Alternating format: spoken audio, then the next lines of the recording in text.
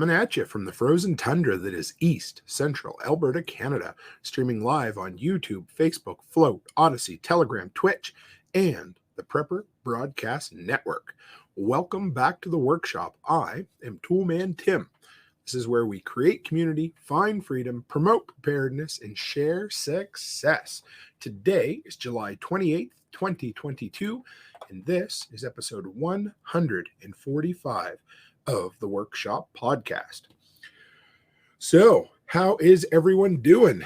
I am on the right side of the sod. I seem to have made my way out of whatever the cloud of COVID it was, for the most part. But here I am. My voice still isn't 100%, but it's sure a hell of a lot better than it was Sunday night. Hey, guys? All right, first off, let's get the announcements out of the way. Number one, this is Thursday night, which means we are on the Prepper Broadcast Network, otherwise known as PBN. So if you haven't gone by there, support my family out over there. There are so many incredible podcasts with incredible people, incredible content creators. Go by there, subscribe to them in Fountain if you're using the Fountain podcast player, and support them in any way you can. But honestly, there's so much incredible content. Drop by and check them out. Number two, Telegram. Have I told you guys lately that I love you? Or at least that I love the Telegram group? Because I tell people all the time, man, we got a bunch of people in here already. I absolutely friggin' love our Telegram group. If you're not a part of it and you want to be a part of the workshop community, come by and check us out, because this is the place. This is where we help people work through businesses that they're just trying to get off the ground. Find the motivation they need to get shit done, or maybe give them a kick in the ass and say, hey, guess what? Maybe you don't need to do that. I don't know. Anyway, that's where we are, to throw people down and throw them down. Maybe that's the wrong term, but that's where we are to absolutely get people going. Oh, Liberty Meat says Telegram feed no worky. Hola. Well, I set it up this time. I don't know. Telegram is its own little beast once in a while, so we'll tinker with that a little later. But for tonight, sorry, we are not on Telegram at the moment. All right, and number three.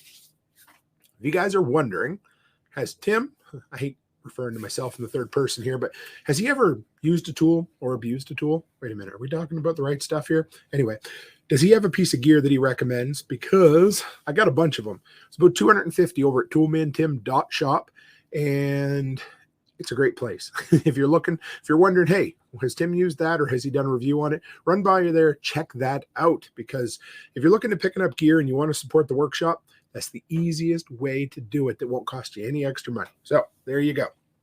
Now, tonight's tool. Still getting back on the wagon here after everything's been. Liberty Meat Solutions wants to know, has a tool ever used and abused me? Yes, on multiple occasions. Just ask my pry bar that fell off of a ladder and hit me in the top of the head and split me open. I had to go see Nurse Becky to get fixed up. So today's tool is the ANKER 4-port USB hub. I have it down here tonight because we're going to talk about this. This is what I've yet to be disappointed with an ANKER product.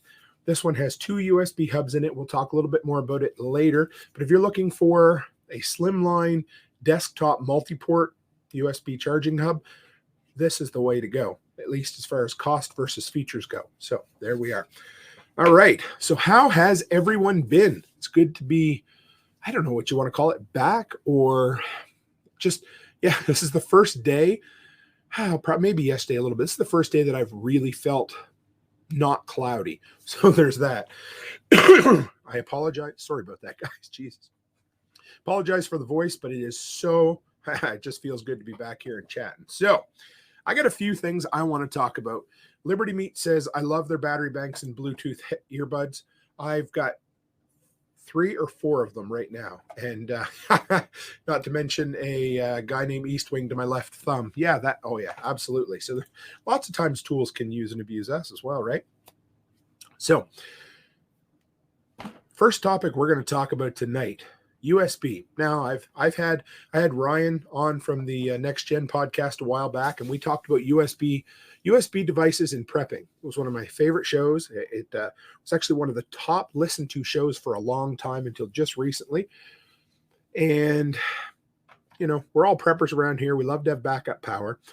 And USB is just one of those things. Now, USB-C was supposed to make shit simpler, and it kind of did. So we're gonna do a little show and tell for those on the video. For the audio, I'll explain it. But anyway, there is your USB-C.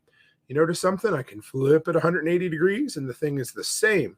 Unlike the old USB cables, which were absolutely miserable because you would go to plug it in, it'd be the wrong way. So by the law of averages, if you flip it over and plug it in again, it would also be the wrong way. So then you flip it over a third time and it finally goes in, if you're lucky. Or you jam it in the wrong way, blah, blah, blah. Anyway, so they went to this new USB-C. First, I was pissed off. It was like back in the day when Nintendo decided to go with cartridges for the N64 and PlayStation went with CDs. I thought PlayStation was stupid. I also thought that USB was stupid at first when they changed their, the design we've used for years. But that's just because, old dog, new tricks type thing.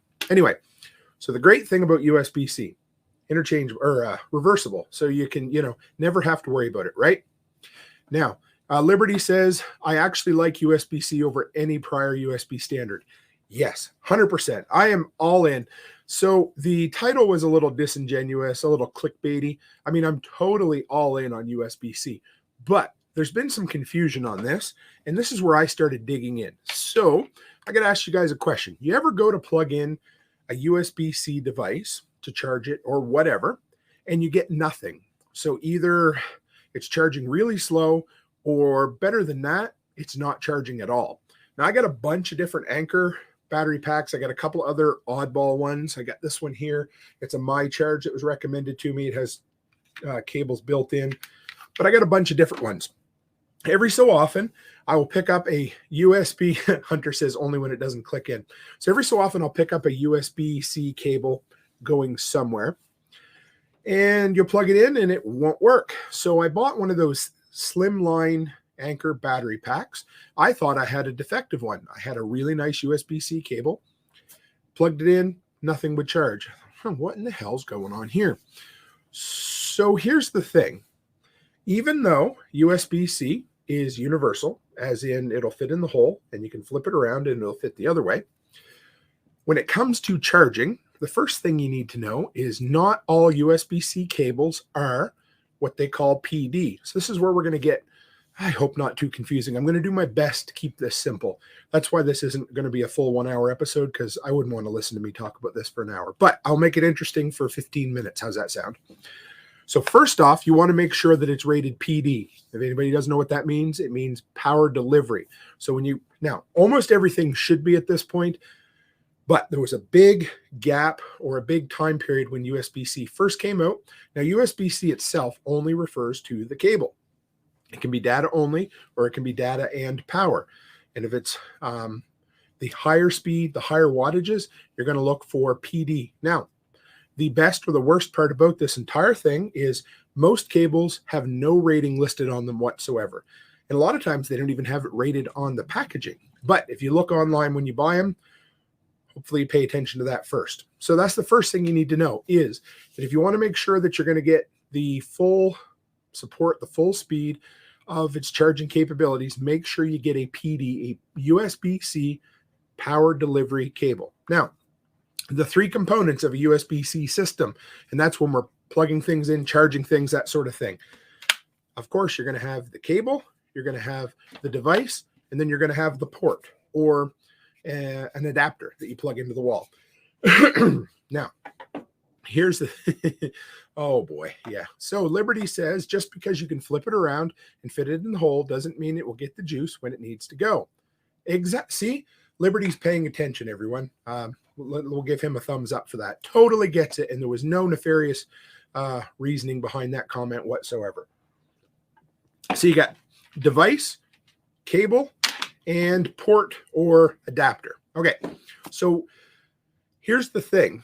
It's like a bottleneck system. So if you guys have seen, oh man, I can charge at 100 watts. Well, maybe, but if this is only rated at 25 watts, whatever the lowest rating in that chain is the fastest speed you are going to get for the entire system. So I want to show you guys something first here. I don't know if you can see this or not. probably not, but those two ports right there are rated for 20 and 45 watts.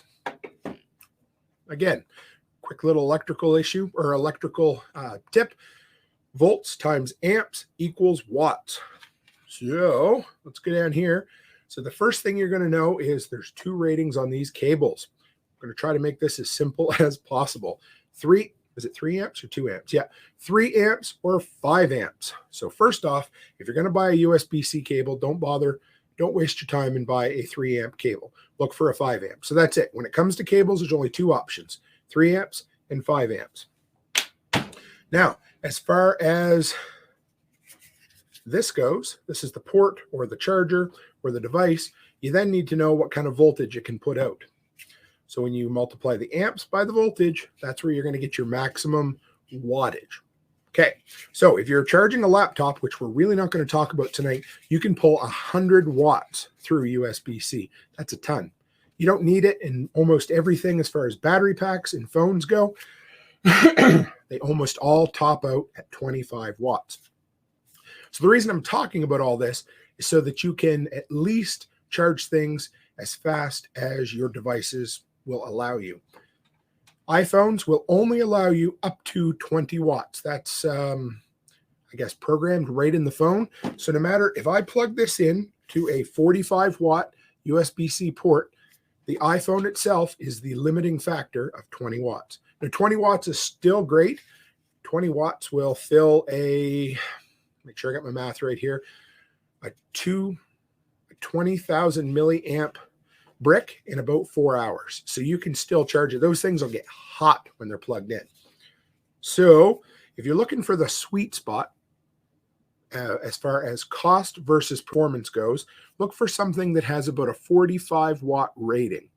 That means that pretty much any device that you get for prepping, because you want to be backwards compatible, right? So the cool thing about USB-C, of course, is if you have a 100 watt setup, so if you have, a 5 amp cable and a 20 amp, did I get that right? Yeah, 5 amp cable and a 20 volt charger to give yourself 100 watt of charging, your device will still pull through as fast as the device will allow you.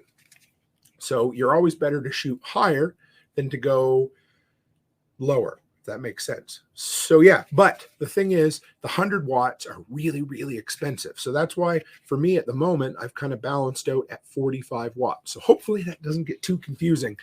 But for anything as far as what most of us are going to be using, we'll skip tablets and laptops, but for anything in the realm of handheld devices, phones, maybe rechargeable radios, battery packs, go with, say, a 45 watt rated outlet, and you're going to pull the 20 to 25 watts that most of them will max out at.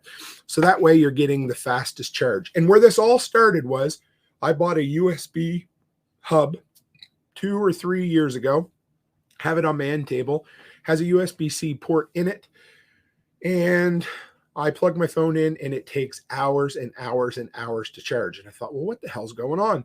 So I upgraded the cable. Cable wouldn't even work in that port. Turned out it was a really old one of the original ones. And I think I can get like 2.5, I don't want to say 2.5 watts, but it's very, very minimal. So I thought, okay, it's time to upgrade. So yeah. So there you are. 3 distinct things in a USB-C. You got your device, you've got your cable, and you have your port or your adapter. You have those 3 things. And just remember that your speed is always limited to the slowest of the 3. And in most instances, right now, that's going to be the device itself, because most small items are going to limit out at around 25, if that works. Yozik just said live stream working on Telegram. I don't think it is. If you can hear me, if somebody wants to message him over there just to let him know. But anyway, so there. That, I hope, helps a little bit. But yeah, so you're looking for something that's PD rated. When you buy your cables, buy them at 5 amps, not 3 amps. And when you're buying your chargers, that 45 watt is kind of the sweet spot between cost and power. And for the most part, anything you're going to charge is going to pull through at about 20 to 25 watts. So you're not going to need any more than that. Hey, Liberty Late Night, how are you? It's good to see you. Always nice to have those guys in here. Had them on Sunday night if you missed it. Going to have them back so they can have a much longer episode with me, which will be great. So I said 15 minutes. That was 15 minutes and 7 seconds. So I apologize for wasting 7 of your seconds. So here we go. How about this? Has anyone else noticed that everyone under the sun seems to be overwhelmed right now? Or at least everybody in our Liberty community? And it's not a bad thing. It's just the friggin' time of year. By my nature, in the summer, I work my balls off, my ass off, pick your whatever, and I work it off. And I'm just go, go, go, go, go. And it never seems to be enough time in the day to get it done. Hey, Nate, how are you? Good to have you, buddy. So I said, you know what? I'm obviously not going to do a 1-hour episode on U.S.B.C. So I asked the community in the Telegram group, what do we want to chat about? And I had a few questions. So the first one was from Erin. She is from the Two Chicks Homestead podcast. Her and Nate are good friends of mine. Hey, they're both here just now. Good to have you guys. So her question was, how do you do it all? Was that right? How to do it all while taking care of everyone and not stressing out. And then after she thought about it for a few minutes, she came back and said, okay, here's a more serious way of asking what I'm asking. Because really, I don't know how to balance all this stuff. Content, homesteading, homeschooling, on top of teaching what they should know versus what I feel is important. And the underlying idea, the underlying thing that I see from everyone right now, myself included, everyone seems to be F-bomb coming. Everyone seems to be fucking overwhelmed right at the moment. And I don't know if it's the weather. I don't know what it is, or if we're all just trying to get way too much done. But I got to tell you guys something. So let's start here, okay? All right. So just because you're a homesteader, just because you're a prepper, just because you're a homeschooler or an anarchist, or insert your freedom-loving descriptor here, just because you are all of them, doesn't mean you have to do. Are you listening? It doesn't mean you have to do what everyone else is doing. Now, I'm going to tell you guys something right now, right here. This is the next few things I say. They don't have to be done right now. They may never need to be done ever. Okay? So just because it seems like everyone is, now I don't want to scare you. You do not have to be an entrepreneur. Okay? Do I think that entrepreneurship is a step toward freedom? Friggin' right I do. But I need to tell you this. You don't have to be an entrepreneur. Okay? Number one. You don't have to be a content creator. Okay?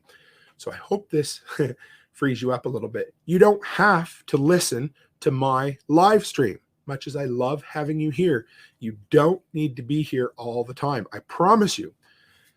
You don't have to be a homeschooler. Now, you probably want to be, and that's totally fine as well. But all of these things, Hunter and his smart ass, I tell you, he says, wait, I don't? Yeah, so that's the first thing I need to tell you guys. You don't have to do any of these things, okay? So where do we go from here? It doesn't mean you shouldn't, and I'm not telling you to stop doing what you're doing, but don't do any of this simply because everyone else is doing it. You know, the stupid little friggin', hey, jump off a bridge. No, I'm just kidding. But I've talked to my good friend Amy Dingman about this quite a while ago, and she took a huge step lately, pulling way away from content creation. And we talked about how there can be some positive, but also a lot of negative peer pressure in the preparedness and freedom-minded world, where we feel like we need to be doing all the things and checking all the boxes. Nate says, if we buy a 20-acre homestead so we can create content, can we use that as a tax write-off? See, smart ass. Yeah, but yeah, you can. Sure, why not? Now, that's the thing. So first off, I'm not telling you these things to give you an excuse to quit. Okay, that's the first thing. That is absolutely. My biker says muting the live stream. Guess I'll just watch it. So yeah, so that's the thing. You don't have to be any of these. It doesn't mean that you shouldn't. It just means you shouldn't be doing it for the wrong reasons. Okay, and Hunter says, I think it's like a whole world vibe. Something is off and we just feel it. Preppers try to regulate. I think you're right. I don't think it's just us preppers right now. I think it's everybody. I think everybody feels a little bit scatterbrained and whatever. So here's the other thing. There's enough people out there screaming and crying and carrying on about all of the negative shit in the world right now. And this is not going to be one of those places, I promise you. I will always offer solutions. I will talk about things that have gone on. I will talk about solutions or my response to things like the Rogers outage, but I'm not going to be a doom and gloom prophesier. It's just not who I am. And if you're looking for that, that's okay. But it's totally, you're right, Hunter. I think something is wrong in the world right now. I think we're all just a little bit twisted in the head and we can't quite get untwisted. Maybe it's like, I don't know about you guys, but do you remember the first time you lived on your own and you're like, holy shit, I can stay up all night and I can eat all the cookies and nobody will care? Maybe it's because so many people were just kind of locked down for so long that we're all just like, oh, I got to do everything all at once and I'm crazy. Maybe that's it. Or maybe we've been doing all the things for way too long and now we don't know what the hell to do. Nate says, agreed, Hunter. I think everyone is burnt out with the doom and gloom and not sure what directions to go. Yes, I think there you go, Nate. I like that. I don't know if it's, that whole mindset. I'm scared, so take my money. Let me buy something to make me feel better. Well, I think us, and we're go-getters, right? We're business creators. We're content creators. We're preppers. We feel like the need to do things helps eliminate some of that fear. I guess it is, right? Aaron says, we're not doing a whole lot more than we did last year, and Nate, it feels like I'm dragging. So here's another thing, and I'm way off script tonight, but that's okay too. I have this problem, and I want to share it with you guys because I think a lot of people in our freedom-minded, entrepreneurship-minded kind of circles, if sometimes just doing what you've always done is enough, okay? And the problem is that I feel like personally, if I'm only doing what I was doing last year, I'm not doing enough. That's not always the case. I always feel like, or a lot of times I feel like I need to add another thing so that I'm being more successful. And that's not the case. We just need to find the things that we need to do and don't feel like we need to do more than what we're already doing. Now, does that mean we're going to find the balance? No, we're not, because here's the thing. I set goals at the beginning of the year. I want to get a metric shit ton of stuff done in a year. But you know what I do? Okay, first off, I'm a fucking mess when it comes to this stuff. I do the best I can. I'm not perfect, and I don't want anybody to ever think I am. But one thing I found that works really good for me is I front load my year. I try to get 75% of my goals done in like the first 4 months of the year, because I know that May through October, I'm hooped. I got so much other things I want to get done that all of these content creation things, even the business building kind of slides to the back end because, well, I've still got so many outdoor projects I haven't got done this year. I just feel like I've been spinning my wheels, and we all feel that way. And this isn't a pity party. We're just going to work through it. Okay. So my thing is I want to do everything. I want to do all the projects. I want to go everywhere with the family. I want to sit around and I want to do nothing at all at once. Does that make sense? I just spent like 5 days doing almost nothing because I was sick, and that's okay. The problem is that I didn't have room in my schedule to be sick because I didn't want to be sick. Anyway, it doesn't matter. Here it is. Becky feels that way right now. She's homesick, and it's driving her crazy because she'd like to do stuff. So okay. First off, just so you know, when we get to the end of this episode, I'm not sure that we'll have any more answers than we have, but we will chat about it and we'll work through it and we'll see what we can come up with. Okay. But let's ask ourselves, what the hell do we really want to do? Why do we feel like we're not getting enough done? Why is that? Where is that coming from? Is that coming from other people? Is that coming from ourselves? Is that coming from, I'm already doing enough, but I feel like I should be doing more because, it is what it is. I'm going to read this here because this is important.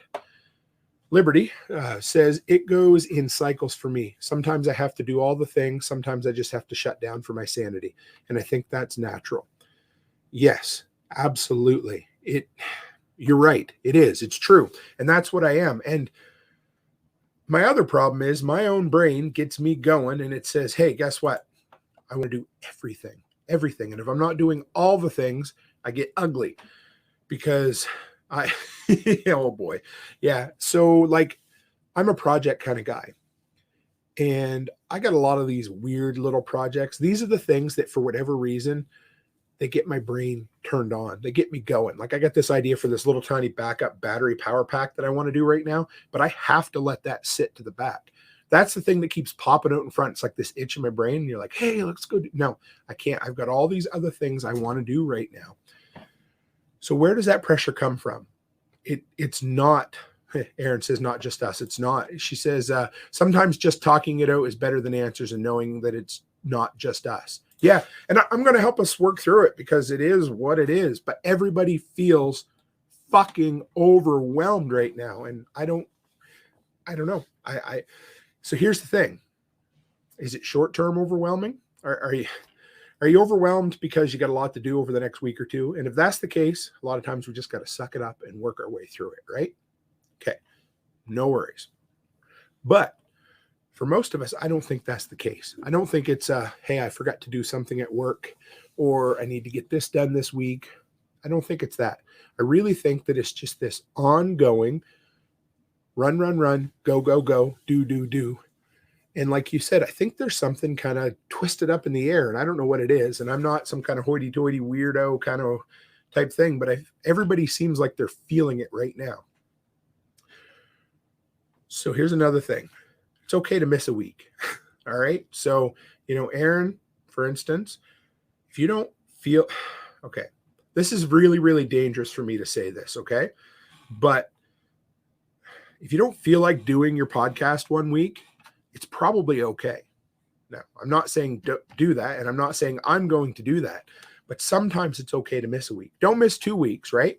But if you need that week or record a bunch of stuff ahead of time. Now, here's the other thing.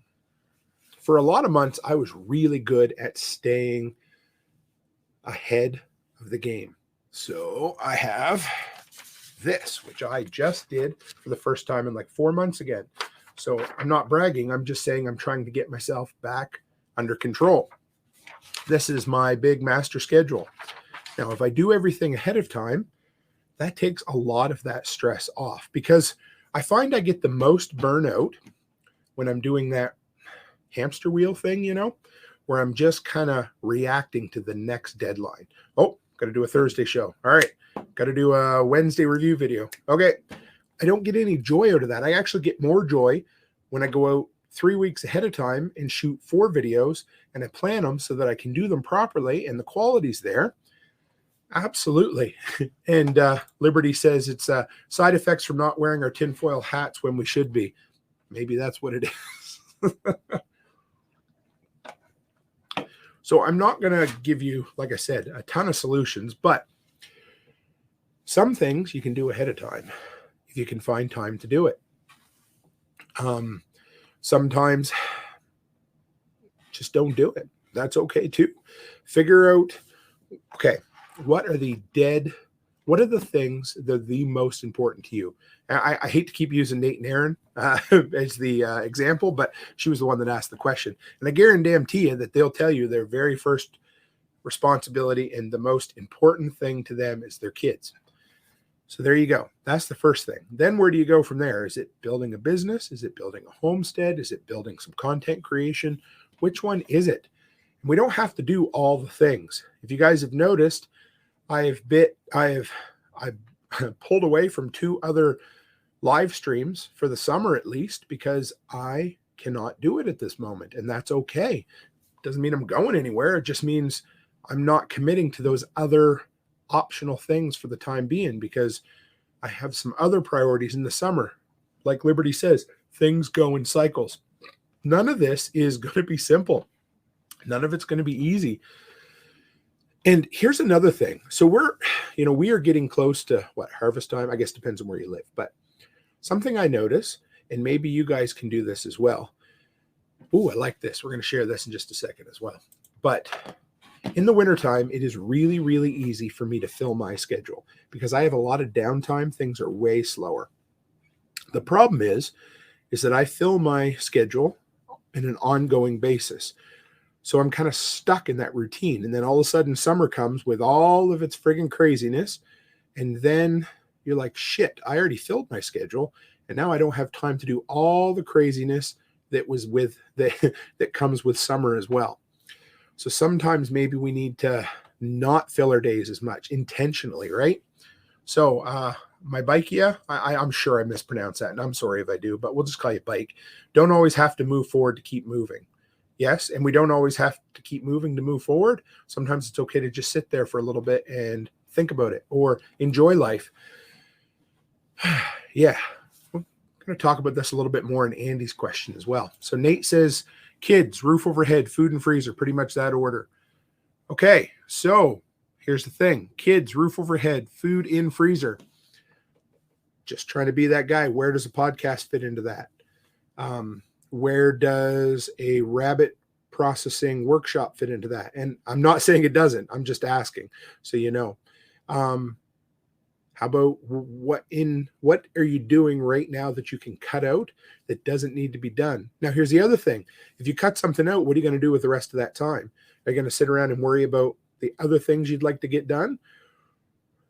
So, again, that's why I love to set goals at the beginning of the year, because hopefully, so hopefully, when I have some downtime or when things feel a little bit overwhelming, I can look back at those goals and I'll say, okay, which choice do I need to make here? Which one of these choices is helping me make your way through? Now, Snail Creek says, I like this. I make a have-to-do list almost every day, but the next day's list may not have anything from the day before, so everything may not prioritize. Yes, absolutely. I live and die by to-do lists. Okay. Some of my overwhelmness this summer has come from my getting away from things that I use. Things like my monthly grid, for instance, that helps a lot to keep things focused for me. My daily, what do they call that? Journal? It's not a journal, whatever. My daily log that I put in there. I do the one important thing, 3 medium things, and 5 so-so things. If I do that, it helps me focus. I get more shit done. And to be honest, I just sometimes get in that. I mean, I'm going to sound like a teenager here, but sometimes just not feeling the motivation to get it done, right? So there's all of that. So what have I done so far this year to help myself a little bit, to not feel quite as overwhelmed? And it doesn't mean we're going to get rid of it all, but hey, if I share with you what I've done, maybe it'll encourage you a little bit.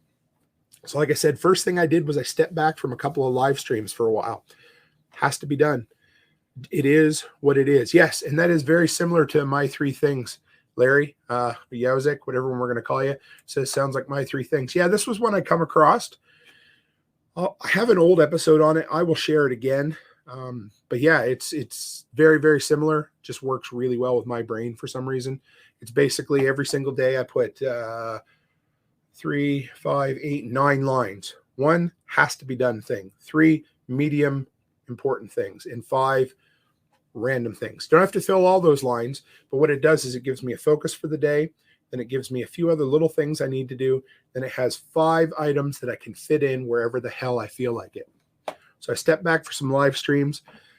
I've started scheduling my month again. It's like falling off the wagon when you're dieting, you know, and you're like, oh shit, where do I start? So then the next day you're like, okay, I'm going to eat keto again. And then you accidentally fall into a box of donuts. So then the next morning you get up and you're like, I'm going to start keto again. And you're walking down the street and all of a sudden you find a slice of pizza in your mouth. So then the third day you're like, I'm going to start keto again. And all of a sudden you go get a milkshake, you know, and you're just like 3 or 4 or 5 days in a row and you're just beating yourself up and you don't want to start again, but you're going to start again. And that's what I'm doing here. We're going to start again and we're going to try to find the things that'll help curb that overwhelmingness, if that makes sense. Now, another thing for me, probably the biggest thing for me that helps with the overwhelmingness stuff, Nate says family-sized bag of Oreos here. I feel you, man. I have just been, anyway, this is not a pity party. This is just a, an observation on where everybody's at right now. And we're going to keep moving forward as a community because that's what the fuck we do around here.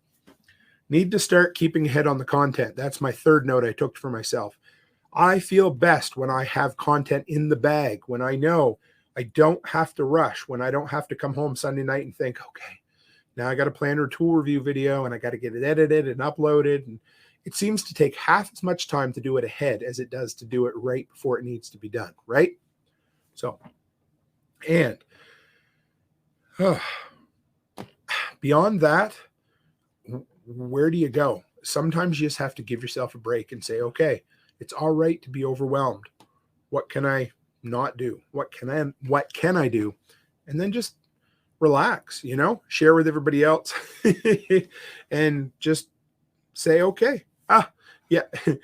Becky's up there too. She says, as she sits here and eats her nachos too. Hey, we're all in this together, right? This is not a pity party. I promise. And Ted says, don't forget, y'all, you are the carbon you want to reduce. Amen to that, brother. Got to not punish you for failing. Just keep moving. Exactly. Because the thing is, if you get stuck in this overwhelmness and you kind of feel like, oh, shit, you know what I'm going to do? I'm just a big bag of shit who can't get shit done, so I'm going to do nothing. Well, that ain't going to happen. I can promise you that. We're all going to keep going forward. But we just need to find a way to kind of pull that weight off our shoulders. And if that is sharing it with someone else, if that's sharing it with the community, if that's coming on here for a live stream and just talking about how everyone else feels overwhelmed, then it's okay, because it will pass. I'm pretty sure it will.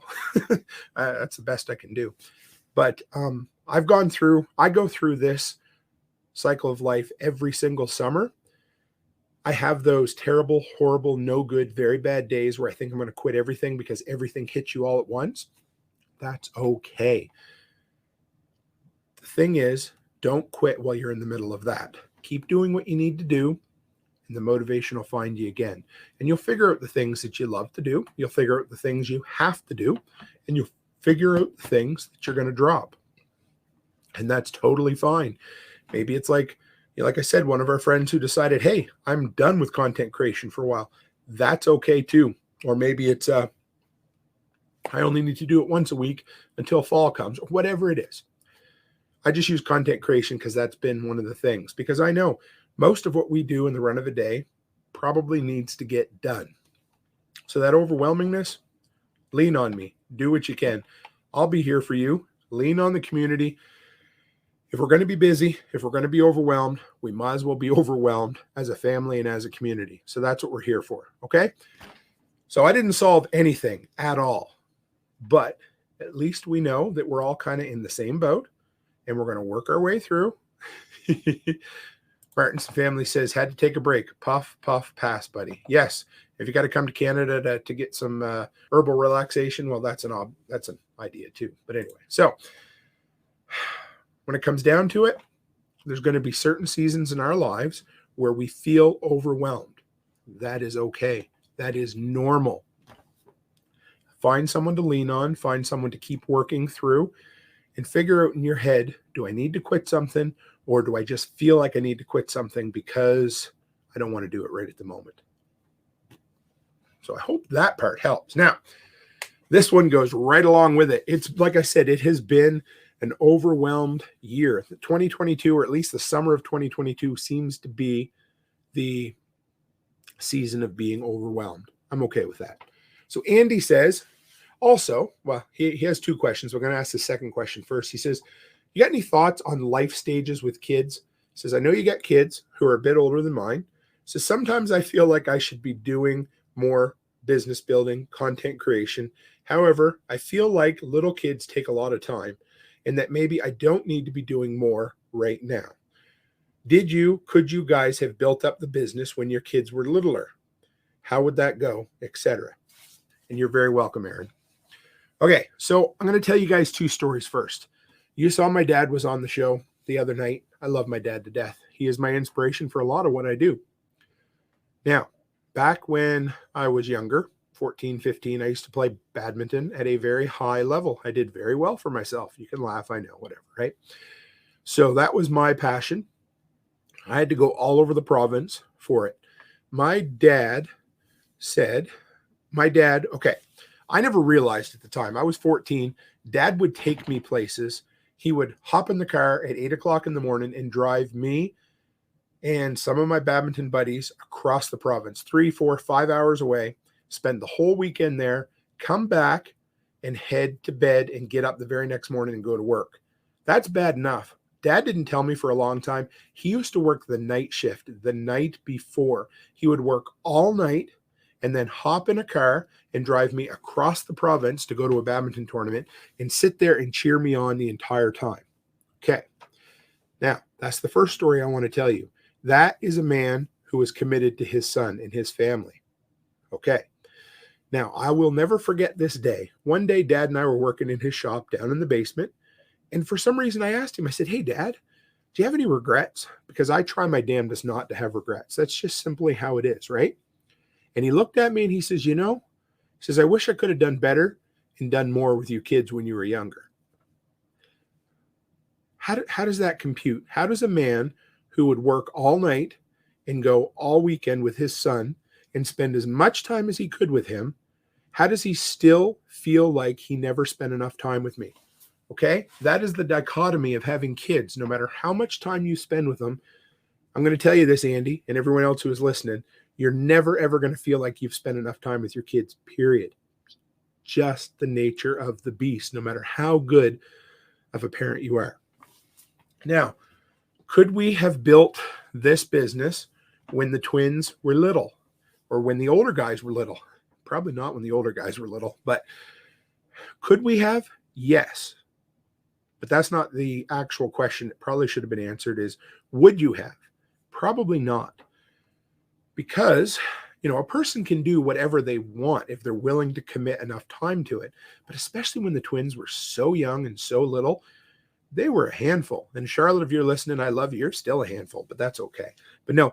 So again, we talk about cycles, how your life kind of goes like this. And you're like, okay, you'll have busy times and slow times. And that's what happens when kids come around. Everybody's going to know this. And it was kind of cool. It felt really good to be asked this question by Andy because I was like, shit, I suppose we have raised 5 kids at this point, and it's kind of fun to talk about it. But when the kids are babies, every stage the kids move up into, it takes you a little less time or immediate supervision to make it through that next stage, right? So when they're babies, if you don't feed them, well, you know what happens to babies. It's not good. You got to be there. When the twins were like 2 months old, it was every 2 hours, every 4 hours, whatever it was, we had to be there constantly. And then they get a little older, they sleep through the night. So all of a sudden you get 8 hours to yourself. And then all of a sudden they can feed themselves. And, and now they're at the age where I think we could, yeah. Oh yeah. And then Becky said, yeah. So also my daughter Olivia is getting married. And so as I've talked about, Becky is planning a wedding, and I'm listening to her very patiently whenever she talks about all the things that I'm totally interested in. I promise. No, I'm just kidding. She supports me. I totally support her with this. So the thing is, the cycles come and go. There's always something in there, something that always makes your life just a little bit busy. But like I said, could we have? Yeah, we probably could have built the business, but would we have?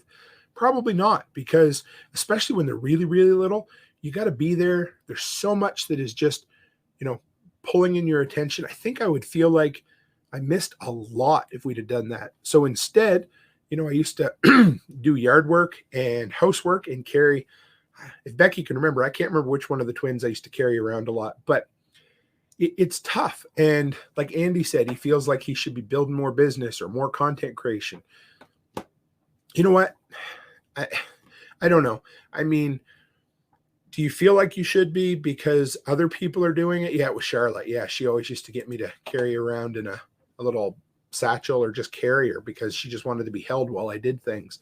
And I miss that. That was fun. But be a hell of a time to build a business while you have some, when you have a 3-month or 6-month-old baby that wants you to carry him all the time, right? So the cycles come and they go, and that's okay too. And I would say, don't let that pressure get on you, Andy. Again, like I said, there's a lot of pressure in the homesteading, preparedness, anarchist, freedom-minded community where we're always like, hey, you need to do this. And Andy, because I know I'm probably guilty of it, because after I chatted with Andy the other night, we had a great interview. And of course, I'm, tooting his horn after. And I said, you should really be doing content around this. Well, you know what? Maybe I should keep my damn mouth shut, because maybe he doesn't need to be doing that right now. Maybe he's really good at it. My mom always said I should have been a lawyer. Well, you know what? I never would have been nearly as happy as I am as a handyman and a content creator. So just because somebody tells you should do something doesn't mean you necessarily should. So figure out where that pressure's coming from, and then just kind of look at your life and say, okay, where are the kids going? And then work it in. Like, for years, I used to do all the renovations around the house with the twins around, because they could just be in my area. I remember one time, I want to say it was Alice, and I had the ladder out, and I was up doing some drywall repair on the old ceiling in the living room, and I had to run upstairs for a minute. So I set my putty knife down, and it had, there was a big glob of drywall mud. I come down, and there she is, trying to eat the drywall mud, so you can't get Charlotte, sorry. Yeah, Becky remembers. She's so good at that. Hunter says, I miss little ones. Oldest is 19, youngest just turned 10. My youngest are now 12, going on 41. So, just because you're not building something right at the moment doesn't mean that you're not being prepared for something. So I wasn't building a business while the kids were young, but I was renovating a home. So I was learning how to become a handyman, how to do all of this other stuff that I'm doing at the moment. So don't look at the time you spend. Well, I don't know. Okay. Don't look at the time you spend with your kids as time you could have been building a business, because just enjoy the time with your kids. Don't let it get you down, Andy. That's what I'm trying to say. Don't feel like you need to be doing other stuff right now. If you need to be there and you need to be with the kids and doing the kid stuff, just do what you can. And, you're obviously into computers and into tech kind of stuff and all of that. So keep learning, keep doing what you're doing. And maybe when that season changes in your life, then it'll be time to start a business or start a content creation. I always say the second best time to plant a tree is today. You know what? Maybe for you, the second best time is in 6 months or 6 years, when your kids are old enough that you finally have a little bit of free time to do it. So let it come off your shoulders, man. Let it go. Take a breath and say, okay, you know what? Maybe I don't have to be doing this right now. But if you do, you'll figure that out too, and that'll be okay. But if you just don't have the time or the desire to do it, just enjoy life with your family. Simple as that for now. That's what you need to do, right? So here's another one. I didn't know if we'd get through all these questions tonight or not. Sorry, guys, voice get a little dry there. So this was Andy's first question of the two. He said, I heard you mention a while ago that hey, Joseph Mills, how are you, bud? He might have some insight into this question too. Andy said, I heard you mention a while ago that you moved from a place where people didn't like paying each other for things to a place where they do. Said, I'd love to hear more about that. What was it like? What was good, bad about both? How does that fit in with the homesteader prepper mindset, wanting to barter all the time? Says, I think I live in a they don't want to pay each other area, and I've been here all my life. Intrigued about different places. Okay. So the first thing that come to mind when we were talking about this is there's this cheesy Will Smith meme that it says something along the lines of, the ultimate life hack is moving away from your hometown. Now, I don't know why it's a Will Smith picture. I doubt he ever said that. And if he did, okay, that's cool too. But either way, the sentiment can be true for some people, okay? Now, here's the thing.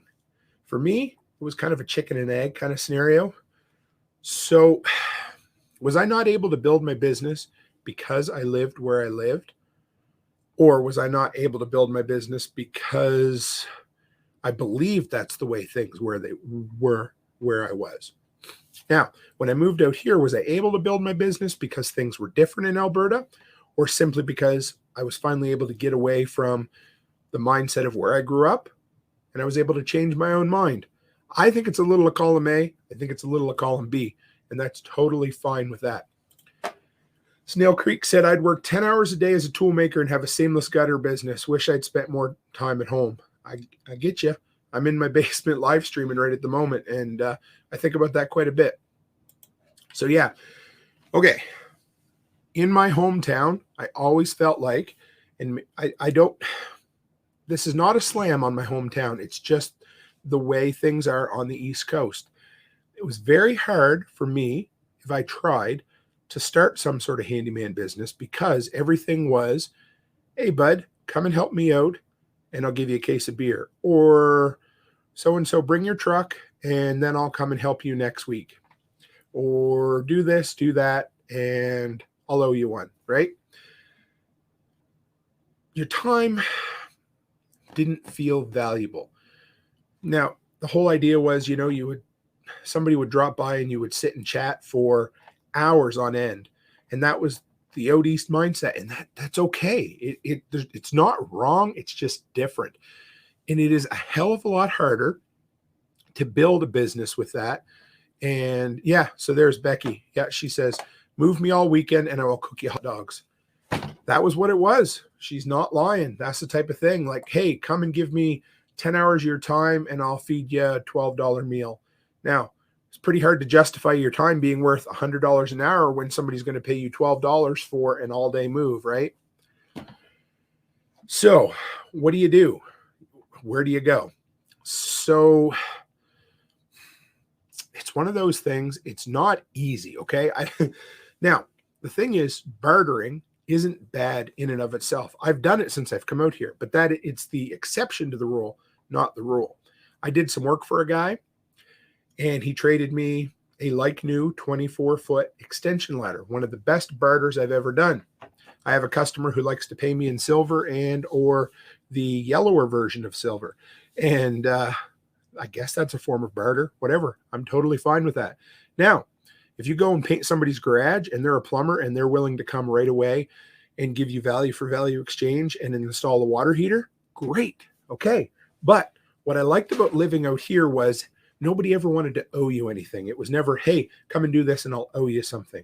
It was, come do this. How much do I owe you? I want to pay you now. And out comes the wallet and they paid. That was what happened right away. And it was a much easier way to justify your time, to value your time. And it was a very easy way to run a business. Let's put it that way. So here's the thing. Now, this isn't easy. And so I did this kind of thing. I'm like, okay, if I had to go back out east and continue the business that I'm doing here, what would I do? How would I do it differently? Well, first, I'm not telling you to move away from your hometown because maybe that's not what you can do. But the first thing I would do is I would look for the right type of customers. I would look for the people who want to pay you to do things.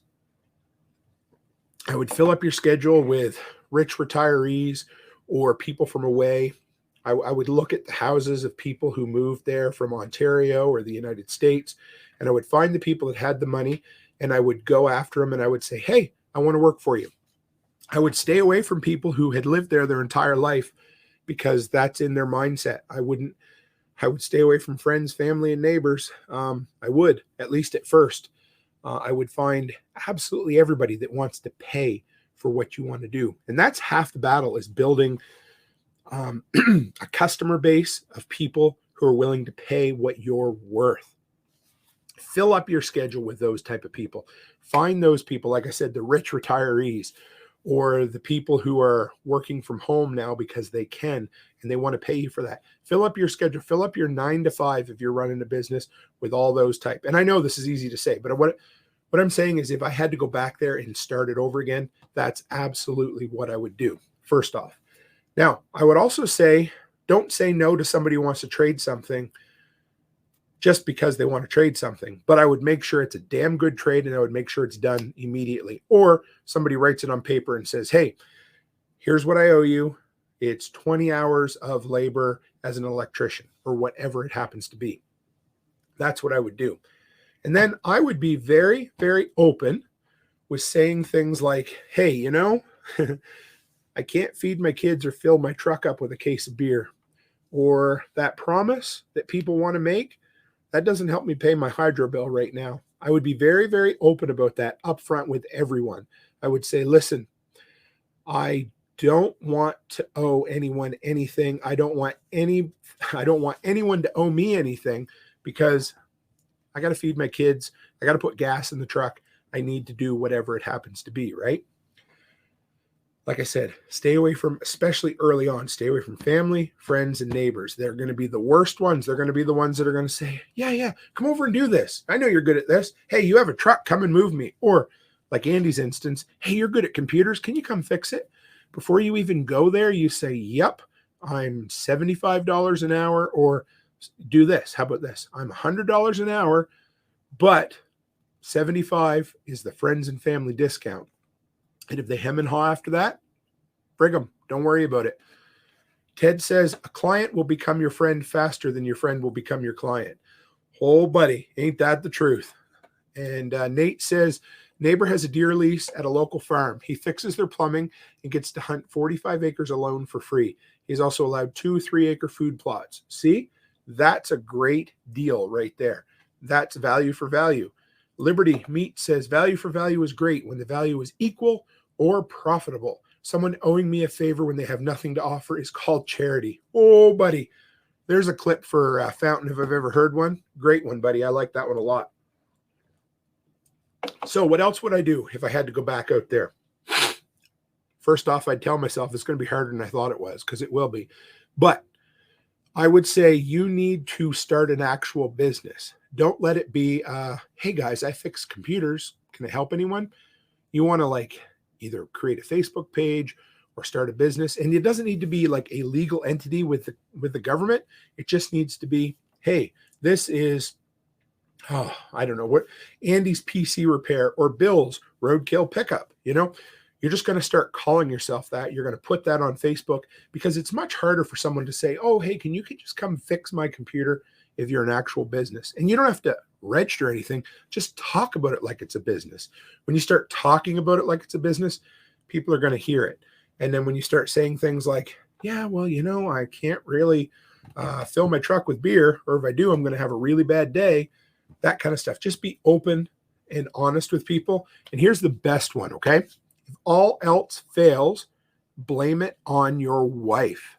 Becky's great for that. And I love her because she has shoulders that can handle it. Here's how it works. When someone says, hey, can you come and fix my computer, or can you come and haul this out of the woods for me with your tractor? Be like, yeah, but it's going to cost, or, can you do it as a favor? Listen, here's the deal. If it were up to me, I would. Okay. But if I come home and I don't get paid for a job, I got to sleep on the couch, because my wife has made it abundantly clear that if I'm going to work after hours, evening or weekends, I got to have something to show for it. We are saving for XYZ. People don't need to know this, but I'm just saying, what would I do if I lived in that area at this point? Say, we are saving for a trip to Disney to take the kids. Nobody's then going to say, oh, okay, well, can you still do it for free? Well, and if they do, they are absolutely not your friend. They might be your family, but they sure as shit ain't your friend, and they sure as shit are not the customer you want to work for. You got to weed them out, okay? But have someone to blame it on. It gives you that little bit of freedom, a little bit of comfortability. And yep, Becky says, I don't mind at all, and she doesn't. And we do it both ways. This is good, Joseph. I do some with local restaurants. A couple of them will just give me gift cards for every other bill so that I give them. I really like that. I did a bunch of garbage cleanup and weed spraying for a local business, and they give me $400 worth of gift cards for doing it. We've eaten out twice on it now, maybe 3 times. It's great. Why not? Ted says, I only accept Visa gift cards. That's a part of it too. But again, bartering's not bad if it's value for value. I don't care what the value is, as long as it's value I can use. Because you know what? An electrician might be valuable to you, but maybe I don't need any electrical work done, right? Or maybe a mechanic's really valuable to you because you got a shitty vehicle and you need work done. So you're going to do some value for value exchange. That's okay. But like you said, when somebody says, can I owe you a favor, and they got nothing to give you, that's charity. I like that. Liberty says, and if you don't have cash handy, bud, I take Bitcoin Lightning too. Yeah. And out here, checks are a thing, and it drives me crazy. Now, here's the last thing I want to tell you. Your time is valuable. More valuable than most people think it is, and probably more valuable than you think it might be. Your time is worth a lot, goddammit. I promise you. So you need to remind yourself that every time somebody says, hey, can you come and do this, or I'll owe you one, you need to tell yourself, listen, I already put up with someone else's shit for 40 hours a week. I go to business ABC, and I go there and I got to listen to my boss talk about if I work really hard this year, then he'll get another car just like he did last year. If you got to put up with that bullshit for 40, 50, 60 hours a week, and then you come home and you've got only so much free time to deal with, you want to give some of that away, well, you're undervaluing yourself. You need to figure out what your time is worth, put a value to that, and then hold yourself to it. Don't let other people tell you what your time's worth. I'm not saying any of this is easy, because if you're in an area where the mindset is, I'll owe you one, you're going to have to work harder than if you're in a place where I live now, where it's very acceptable to pay immediately and, okay, what's the value? What do I owe you? And pay you for it. So I hope that gives you some insight, Andy. It was definitely easier living out here because, again, it was very simple. It was, okay, people expected it. Let's do it. How much do I owe you? I'll pay you.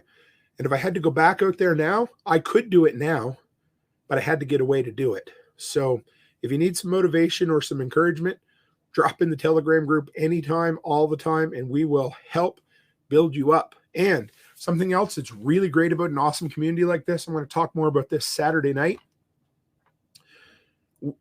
Anytime somebody has, what's the word for it? Not a solution, a situation. It could be a problem, but more times than not, it's just, where do I go from here? I've got my business started. What do I need to do?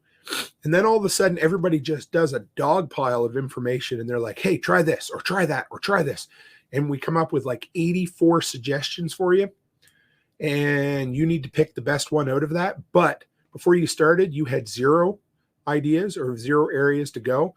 So it can be a little overwhelming, but it'll be motivating as shit. I can promise you that. Last night, I've seen it happen. I think I've seen it happen like 4 times this week. And that's the best part about being part of an incredible community. And I tell everyone in the Telegram group, man, I love our workshop group, but that's what we exist for. So if you live in a place where you're like, geez, the town is just really hard to start a business in. Well, Chicken Hawk says, peace, love, peace, live, and happiness. Good to see you, buddy. I always love having Hawk in here. So yeah, if you do live in a town where it makes it difficult, there's no easy solution to it. But remember, your time is valuable. And if you're giving somebody free time, it either means that you value them that much or you value your time that little. And if you need more motivation, come on in and we will lift you up in every way, shape, or form we can. What a great crowd we had tonight. If anybody has any other questions, throw them up there in the comments as we go. That was the end of what I had from you guys today. Saturday is going to be a catch-all episode, I think. It's going to be a bunch. It's going to be what the happenings of the week this week. I've had a lot of cool things on the go. And I'm just going to chat about a bunch of different topics because there's so many things that have just been on my mind lately. And I hope this has been not a kick to the ass. I don't want it to be a kick to the ass, but what I do want it to be is motivation. To know that we are all doers in this community. And if you feel like you're not doing enough, it's okay. We're there with you. Don't feel overwhelmed. And we'll work through it with you. I was going to read this while we're talking here. Ted says, I had this happen this week. A lady told me I was too expensive and if I could lower my price. I said, absolutely not. She called me back to do the job 2 days later. Proud of you, man. That's what we do, Ted. That's how we build a business. Ted knows his value and he's stuck with his value because that's exactly what it is. Liberty says, I do not want to be the cheapest one out there. That would mean I don't care about what I do enough to be better than the bottom of the barrel. Do you guys remember that Colt 45 pop? Oh my God. Beer. We always used to joke that it was like the leftovers of whatever was in the bottom of the brewing barrel. And I think it probably was. And there's a reason that was so cheap, because it was the leftovers. You don't want to be that guy. I guarantee you that Joseph knows what his time is worth. And that is one busy man right there. And if Joseph can get his shit done and go on vacations with his family and build a successful YouTube content creation business, that's because he knows the value of his time and his labor. And he's a man that gets out there and gets shit done. And that's what you need to do. But it's okay to come in to the where, you know, I don't know about you guys, but my shoulders feel just a little lighter tonight than they did before I started. And I don't think we solved anything. I think we just chatted enough that we realized, hey, we're all in, what is it? Oh, yes. Just like one of our favorite Christmas movies. Clark, it's Christmas, and we're all miserable. Simple as that, right? I probably butchered that quote just a little bit, but I honestly think that is just about all my voice has for this evening. I'm going to go up and hang out with my beautiful wife after I get this episode uploaded. And if you guys have any suggestions for Saturday night's episode, send them my way. I've got a bunch of things I'm going to chat about, but I always have room for a little bit more. If you guys see any interesting articles too, we had a great time a while back chatting about a really grumpy lady who lived by the beach. And yeah, so if you've got a good article you want to send, I'd love to have one for discussion this week too. I got a couple, but I'm always looking for better. Thanks, Hunter. So guys, I always appreciate it. I got to get this in here before we finish. Joseph says, I'm a take it or leave it negotiator on my time. That is a hard place to get at, but once you get to that point, it is freeing. Bruce Campbell, I think I quoted him just recently in his autobiography. He said, no can be the most powerful word in the world. Use it sparingly and you can be rich. Use it all the time and you can be broke. Absolutely. Anyway, guys, I'm going to go get a glass of water. As always, you know it. Stay healthy, stay happy, and have a great week.